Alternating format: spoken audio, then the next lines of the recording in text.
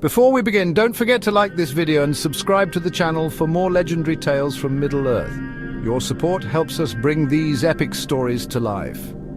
Now let's uncover the dark legacy of Sauron. Before Sauron became the shadow that loomed over Middle-earth, he was known as Mairon, a Maia spirit created by Eru Ilúvatar. As a servant of Aula the Smith, Mairon excelled in craftsmanship and order.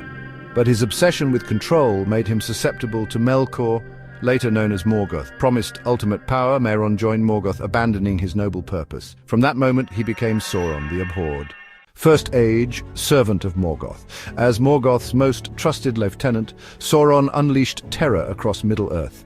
He ruled the Isle of Werewolves, where his cunning and sorcery subdued his enemies. However, Morgoth's defeat in the War of Wrath left Sauron vulnerable. Pretending to repent, he avoided capture but fled into hiding, waiting for his chance to rise again. Second Age, Master of Deception.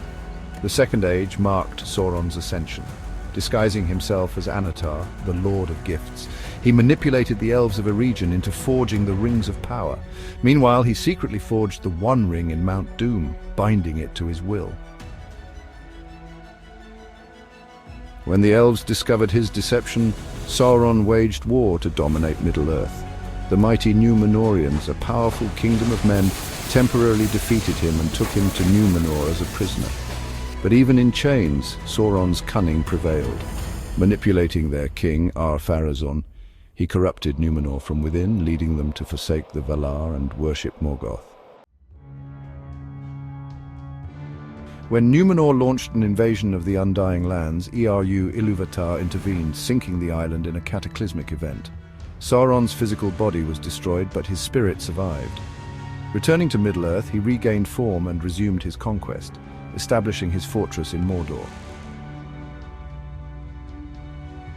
The One Ring and the War of the Last Alliance. Sauron's power grew as he rallied armies of orcs, trolls, and dark creatures. His dominion seemed unstoppable until the War of the Last Alliance. Elves and Men, led by Gil-galad and Elendil, united against him. In the final battle, Sauron himself entered the fight, but Isildur, Elendil's son, severed the One Ring from Sauron's hand, destroying his physical form. But Isildur refused to destroy the ring, keeping it as a trophy. This fateful decision allowed Sauron's spirit to endure, tied to the ring's existence. Third Age, the shadow returns. For centuries, Sauron lay dormant, slowly regaining strength. By the Third Age, he reappeared as the necromancer of Dol Guldur. The White Council drove him out, but he retreated to Mordor and rebuilt his power. The One Ring's rediscovery gave him renewed strength, and his armies launched a campaign to dominate Middle-earth. Yet, Sauron underestimated the courage of a simple hobbit, Frodo Baggins, who set out to destroy the ring in the fires of Mount Doom. In the end, Frodo faltered, succumbing to the ring's power. But Gollum, driven by his obsession, seized the ring and fell into the fiery abyss.